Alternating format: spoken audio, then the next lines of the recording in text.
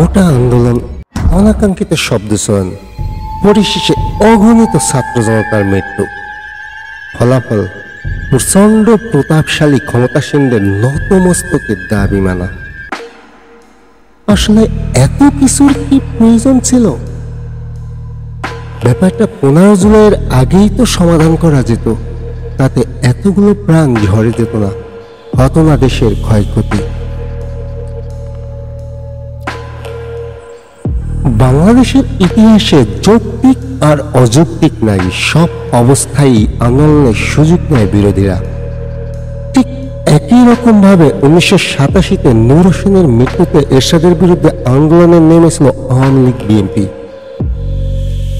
এরকম একটা ইস্যুতে বিএনপি জামায়াত সুযোগ পাবে, এটা সবারই বোধগম্য। এটা বোঝার পরও সরকারের দায়িত্বপ্রাপ্ত বিভিন্ন ব্যক্তিরা অহেতুক বক্তব্য দেশকে উত্তাল পরিস্থিতিতে ঠেলে দিয়েছে। নিরীহ রাজনৈতিক দলহীন শিক্ষার্থীদের বিরুদ্ধে এরকম যুদ্ধ ঘোষণা করা আসলে কতটুকু যুক্তিযুক্ত? কিন্তু কেন এই ভয়ঙ্কর পরিণতি? এই নিয়ে আজকের ভিডিওতে আপনাদের সঙ্গে আছে আপডেট বাংলার সঙ্গে থাকুন, দেখতে থাকুন পুরো ভিডিওটি। দেখুন, বাংলাদেশের সরকারি, আধা সরকারি, স্বায়ত্তশাসিত ও আধা স্বায়ত্তশাসিত প্রতিষ্ঠানে নিয়োগের ক্ষেত্রে মেধার চেয়ে কোটার পরিমাণ বেশি থাকায় এটি নিয়ে বরাবরই অসন্তোষ ছিল। এমন প্রেক্ষাপটে বেশ কয়েকবারই কোটা আন্দোলন হয়, তবে তা ছিল খুব সীমিত আকারে। সাল 2008-এ কোটা নিয়ে ছোট্ট একটি আন্দোলন করল ঢাকা বিশ্ববিদ্যালয়ের একদল শিক্ষার্থী। ঠিক একই রকম ভাবে অঙ্কুরেই বিনষ্ট টাইপের আন্দোলন হলো 2013-তে। কোটা আন্দোলন প্রথমবারের মতো বড় আকারে রূপ নেয় 2018 সালের দিকে। ওই বছরের জানুয়ারি মাসের শেষের দিকে সরকারি চাকরিতে কোটা প্রথা বাতিল এবং পুনর্মূল্যায়ন চেয়ে হাইকোর্টে রিট দায়ের করেন ঢাকা বিশ্ববিদ্যালয়ের এক ছাত্র ও 2 সাংবাদিক। কিন্তু মার্চ মাসে এসে ওই রিটটি খারিজ করে দেন সর্বোচ্চ আদালত। এদিকে আদালতে রিট করার পরপরই ফেব্রুয়ারি মাসে ফেসবুকে কোটা সংস্কার চাই নামে একটি পেজ খোলা হয় এবং শাহবাগকে কেন্দ্র করে পেজটি থেকে মানববন্ধন সহ নানা কর্মসূচির ঘোষণা দেওয়া শুরু হয়।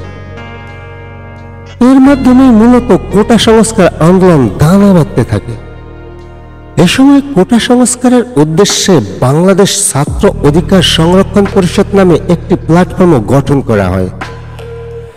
রিট খারিজ হওয়ার পর কোটা পদ্ধতিতে কোনো পরিবর্তন করা হবে না মর্মে আদেশ জারি করেন সর্বোচ্চ আদালত। তবে কোটা কার্যকর করার ক্ষেত্রে কিছুটা শিথিলতা আনে সরকার। জনপ্রশাসন মন্ত্রণালয় থেকে জারি করা ওই আদেশে বলা হয়, সব ধরনের সরাসরি নিয়োগের ক্ষেত্রে কোটায় যোগ্য প্রার্থী পাওয়া না গেলে মেধা তালিকার শীর্ষে অবস্থানকারী প্রার্থীদের দিয়ে সেসব পদ পূরণ করা হবে। অর্থাৎ আগের একটি আদেশের মাধ্যমে যেখানে মুক্তিযোদ্ধা কোটা পূরণ না হলে কোটা খালি রাখার কথা বলা হয়েছিল, সেই সিদ্ধান্ত থেকে সরে আসে সরকার এবং মেধা তালিকা থেকে নিয়োগের কথা জানানো হয়।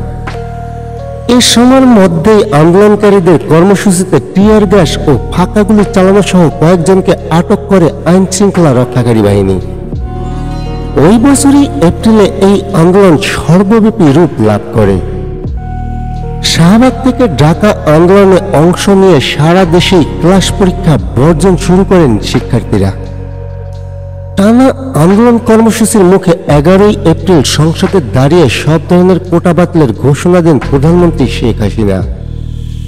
তবে এ বিষয়ে প্রজ্ঞাপন জারি করা হয় আরও পরে, অক্টোবর মাসের দিকে।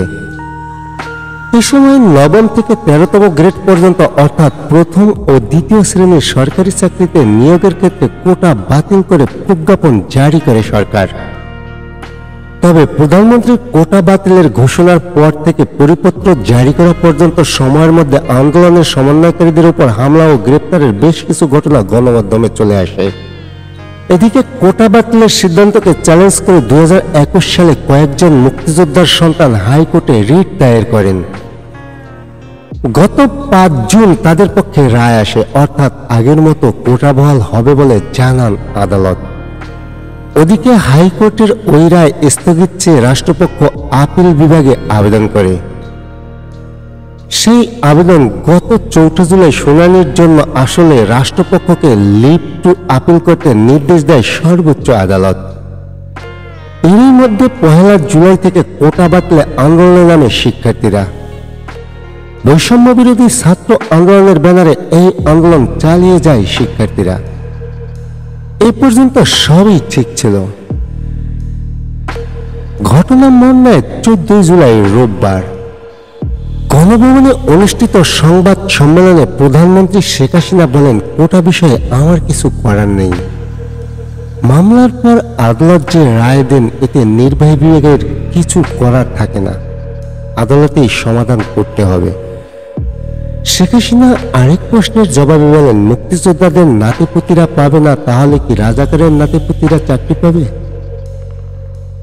ওই দিনই রাত 10টা থেকে ঢাকা বিশ্ববিদ্যালয়ের বিভিন্ন আবাসিক হলে বিক্ষোভের পর মধ্যরাতে শিক্ষার্থীরা জড়ো হন টিএসসির রাজু ভাস্কর্যে।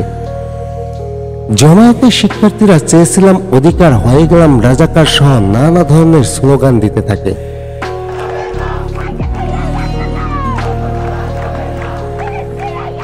প্রধানমন্ত্রীর বক্তব্যে শিক্ষার্থীরা মনে করে তাদেরকে রাজাকারের নাতিপুতি বলা হয়েছে। পরে অবশ্য প্রধানমন্ত্রী বলেছেন তিনি শিক্ষার্থীদের রাজাকারের নাতিপুতি বলেননি, কিন্তু তার আগেই ঘটনার প্রবাহ অনেক দূর চলে গিয়েছিল। 15 জুলাই সোমবার আওয়ামী লীগ সভাপতির রাজনৈতিক কার্যালয়ে রাজাকার স্লোগানের জবাব ছাত্রলীগই দেবে বলে মন্তব্য করেন ওবায়দুল কাদের। ঠিক এই কথার পরেই 16 জুলাই মঙ্গলবার সারা দেশে আন্দোলনকারীদের উপর হামলা করে ছাত্রলীগ, যুবলীগ সহ সরকার সমর্থকেরা। এতে নিহত হয় কমপক্ষে 6 জন। রংপুরে আন্দোলনকারী বেগম রোকেয়া বিশ্ববিদ্যালয়ের শিক্ষার্থী আবু সাইদ পুলিশের বুলেটে নিহত হওয়ার ঘটনা সচিত্র প্রকাশ পায়। বিকেলে ছাত্রলীগের কেন্দ্রীয় সভাপতি সাদ্দাম হোসেন বলেন, আন্দোলনে যাবে, আন্দোলন আসবে, কিন্তু ছাত্রলীগ থাকবে। সবকিছুই মনে রাখা হবে এবং জবাব দেওয়া হবে। একটি ঘটনাও জবাব ছাড়া যাবে না। রাজাকারদের ফাঁদে পড়ে ইস্যুভিত্তিক আন্দোলনকে ভিন্ন খাতে প্রবাহিত করার চেষ্টা করলে ভবিষ্যতে আমরা দেখে নেব কত ধানে কত চাল হয়। ঠিক এরপরে শিক্ষাঙ্গন রাজনীতিমুক্ত করার ঘোষণা দেয় সাধারণ শিক্ষার্থীরা। ব্যাপক হামলা সংঘর্ষে নিহত হয় পুলিশ, ছাত্রলীগ ও সাধারণ শিক্ষার্থী পথচারী। এমনকি এই সংঘর্ষে চলে গিয়েছে ছোট শিশুদেরও প্রাণ।